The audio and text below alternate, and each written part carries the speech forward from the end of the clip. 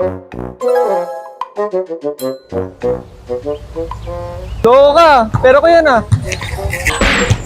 Hindi ko naman alam sa'yo yan eh. Wala namang pangalan. Wait lang. Norbert, tagal na natin di nagkikita. Ikaw pala yan, Ken.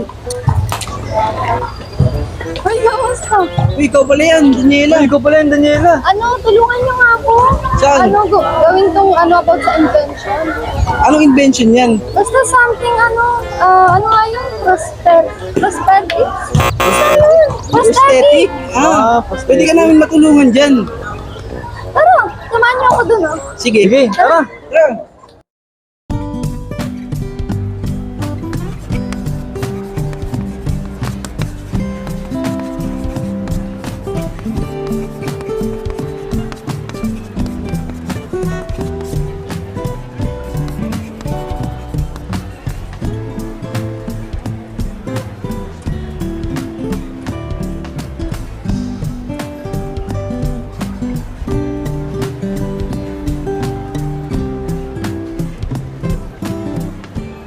Ganito yung naiisip ko.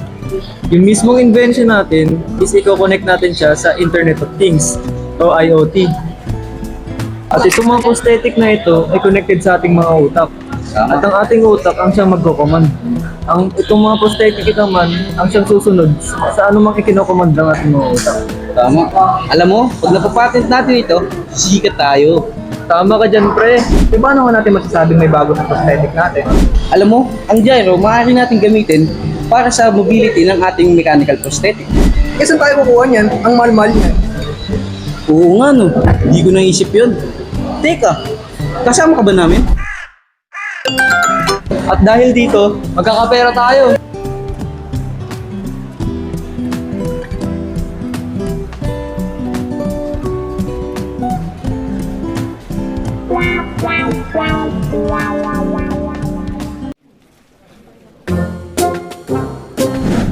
Excited na ako para sa research na to. Kaya to? Matatapos kaya namin to?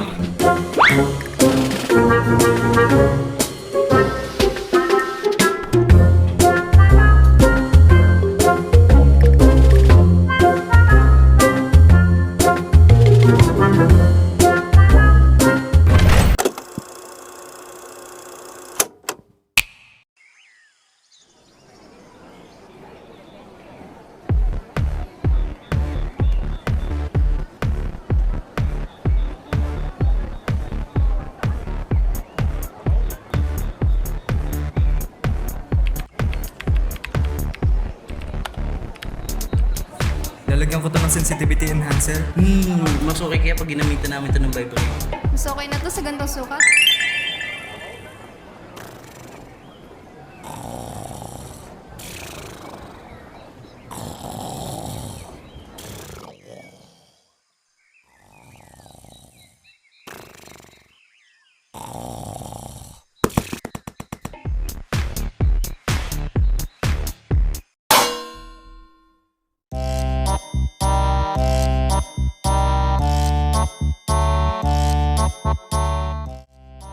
Akala ko ba, napakadaling gawin na itong prosthetic arm na to. Oo nga eh, nakakainis. Hindi, kaya natin to.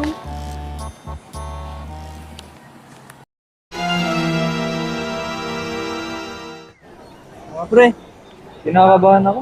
Huwag ka kabahan, parang kagat lang na langgam yan. Kabahan, kaya yan. Paano kung kagat ng dinosaur?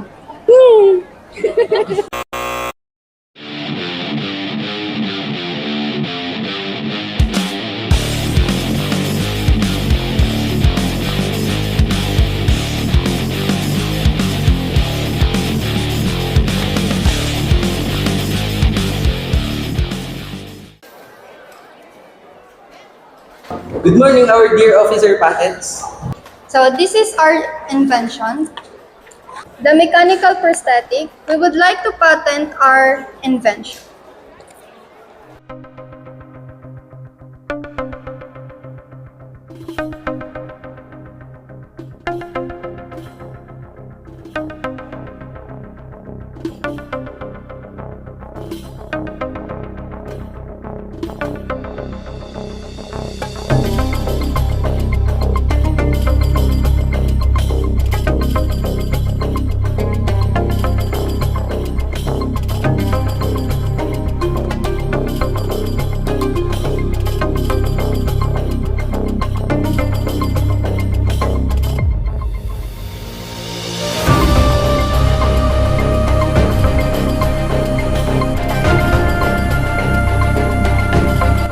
We regret to inform you that we cannot accept your invention, but we appreciate your efforts in developing this innovation.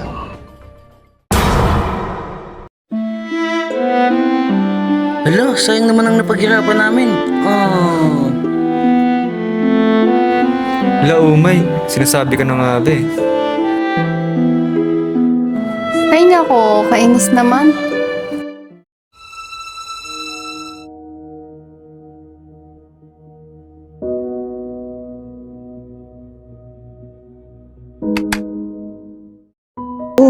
Anong nangyari sa inyo? Ikaw pala yan, sir. Oh, nagpapatent ba kayo? Kumusta? Anong nangyari sa inyo? Yun nga yung problema namin at nasayang yung pinaghirapan namin. Patingin nga ng invention na ipapapatent ninyo. Ay, sige, sir.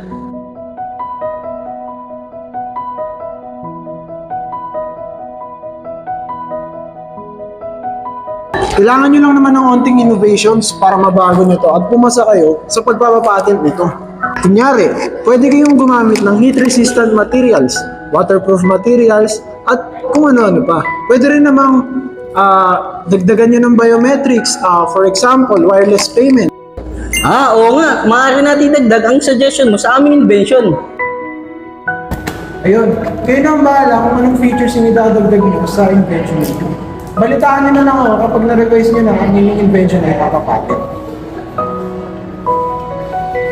Maraming salamat, sir.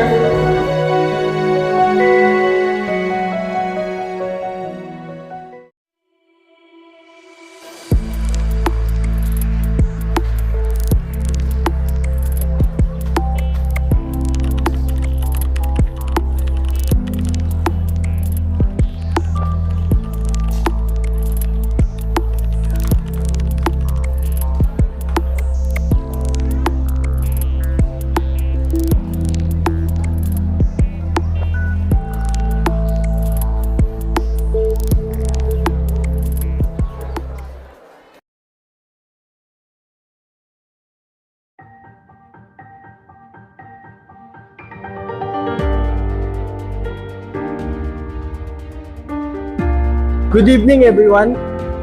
Kayo ba yung nagpasa ng patent? Narito ako para sabihin sa inyo na aprobado na ang iyong patent. Kaya congratulations sa inyo. Yes! Nagawa natin!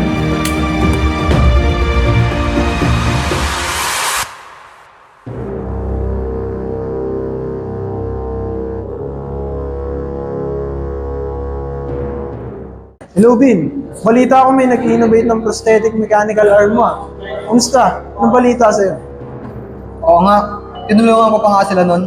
Nakakatawa lang, kailangan na pala nila ng konting guidance.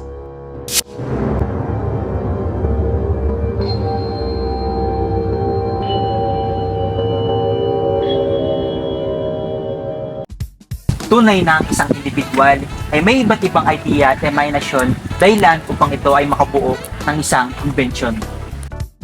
Kaya't mahalaga ang ginagampanan ng patent sapagkat sa pamamagitan nito napoprotektahan ang bawat imbensyon ng isang individual lalo na kung ito ay may kakaibang katangian na lubos na kapakikinabangan ng marami.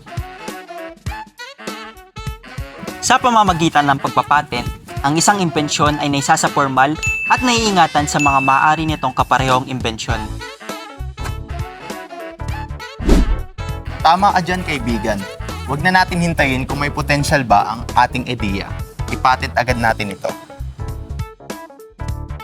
Mahalagang may protection bago pa man ito malaman ng iba. Mahalaga rin na idokumento natin ang mga proseso at higit sa lahat, mahalaga na ikonsulta natin ito sa mga eksperto para maging tama ang ating mga hakbang. Tama ka dyan kaibigan, kaya ako may imbensyon tayo. Protektahan agad para di masayang ang pinaghirapan.